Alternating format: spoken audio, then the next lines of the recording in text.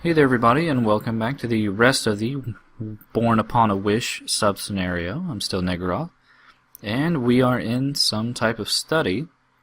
The first thing we want to go ahead and do is get a little bit more backstory, I suppose, on the overall resurrection ceremony. Now, you may remember that the second item that we got in the resurrection or rebirth ending was a book called Lost Memories. I'm not really sure if this is the exact same book or not, but you can pause these pages at your own leisure if you want to read them. They are pretty much surmising up a little bit more of the ceremony itself, the symbolism of the white, red, and black, things like that. Also, it's kind of the first mention of the Shul Chipaba, which is, I've heard it's supposed to be what Pyramid Head is really the embodiment of and the overall god present in Silent Hill. And that really the whole Samuel and Metatron thing from later on were just the Order's personifications of these gods. But apparently Ernest was also reading up on these resurrection ceremonies and making his own notes regarding.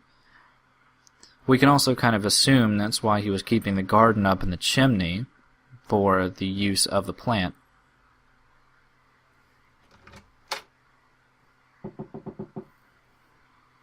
Do you know a little girl named Amy?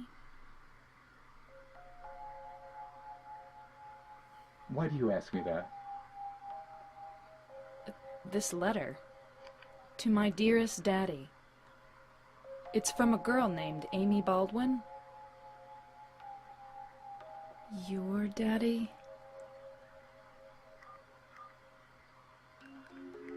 Yes. Where'd you find that? Up in the attic. Oh. What a fool. Now, when it's too late,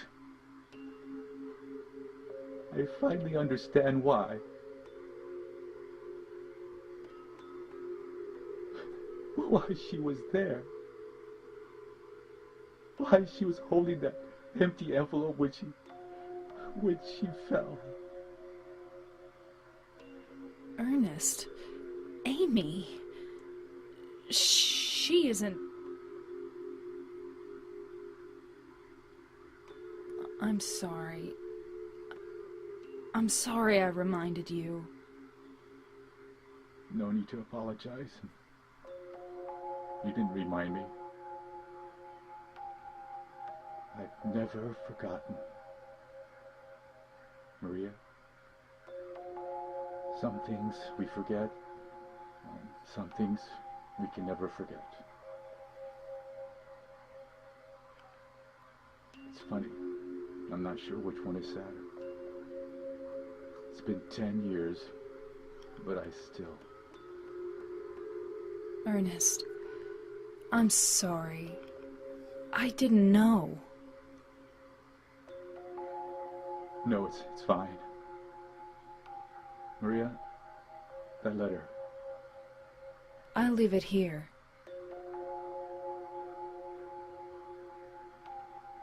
Thanks.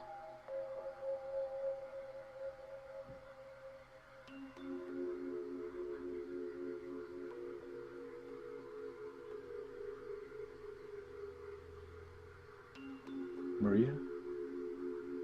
So you must be...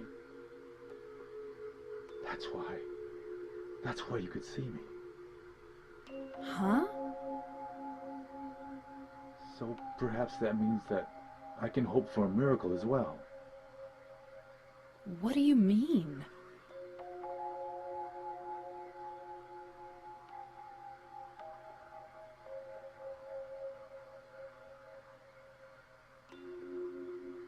In the apartment next door, there's a bottle containing a white liquid.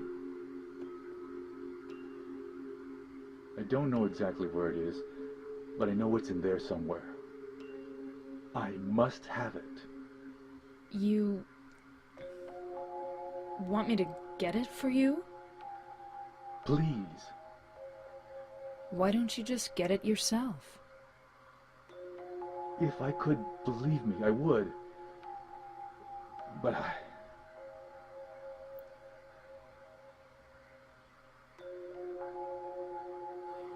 Wait? I'll open the stairway door. Ernest, do you really believe it will work? I don't know.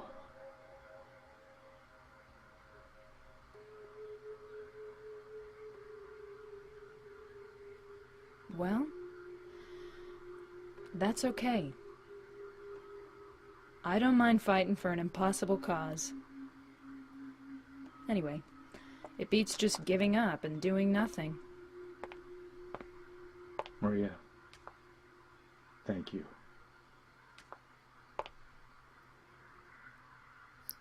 So with that rather long conversation, we finally understand the point of Ernest's guilt in the death of his daughter, Amy. Now, as to what might have actually conspired in the attic, well, I guess one can only assume that in Amy's hubris to hide the card from her father while she was up in the attic, she somehow slipped out of a window and fell to her death.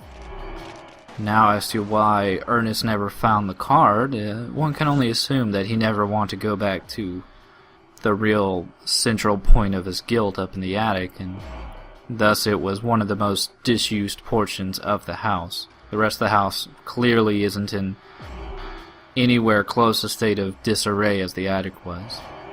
But he did give us a new little side mission, or a main quest mission, however you want to call it, to go get a white liquid over from the Blue Creek Apartments, I think. Now, before we go over there, I just want to clear out this general area. Dealing with any more of these enemies while coming back can be a bit annoying. And also, I'm just kind of a bit lost. He mentions he opened a stairway door, but where that actually is not really the most evident thing in the world. Thankfully, it's actually relatively close by.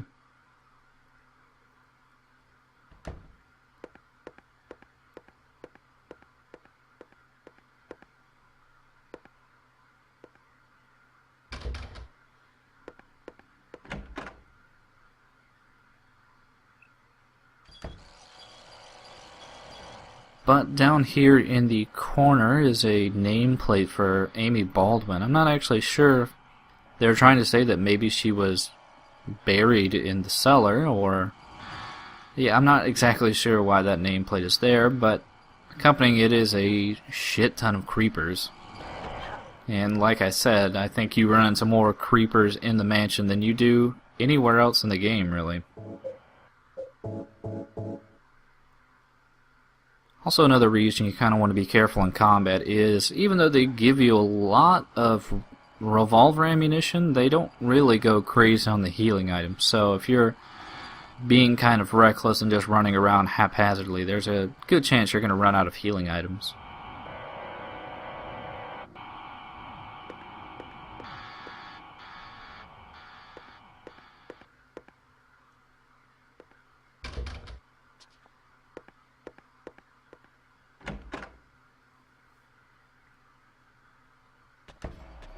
But here we are, back outside, what I'm assuming to be some type of patio area connecting the large house with the neighboring apartments. I've never really seen that overall in any kind of other setting, but, you know, it works out with the story, and as you can tell from the graffiti, apparently the common conception from the neighboring kids, I suppose, is that the place is haunted.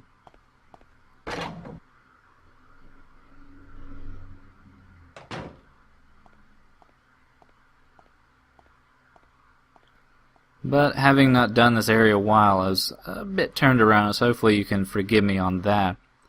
But the white liquid that we are looking for is actually down on the first floor. It's actually pretty close to where we found the white chrism during the normal playthrough of the game for the rebirth ending. Sadly, though, I'm heading to the Lynn family apartments, and that's actually locked still, because James hasn't found the key yet. So, we actually need to go down to their Uncle David's apartment. Which, for some reason, like I said, I got a bit turned around, so I didn't even realize that I was kind of already on the first floor.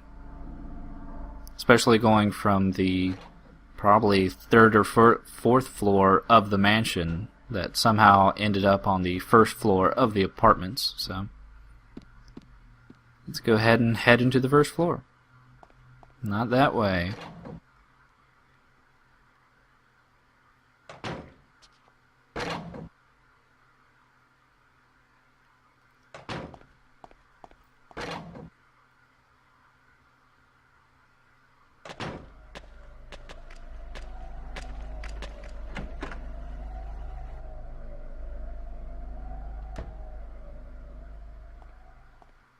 But waiting on top of the coin puzzle is the white liquid. It doesn't directly come out and say white chrism, but it pretty much is. And a few more healing items.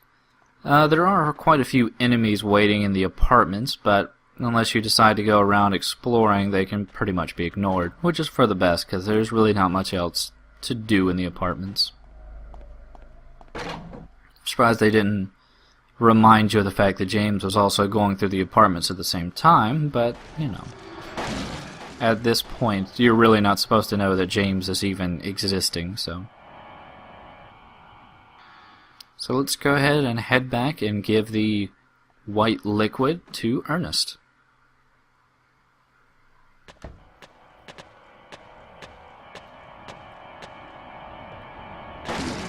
And obviously there are a few more speed bumps in the way, a few more lying figures and things have spawned. Still, we have plenty of revolver ammunition, and we're actually almost to the end of the sub-scenario, so we're actually still doing pretty good overall.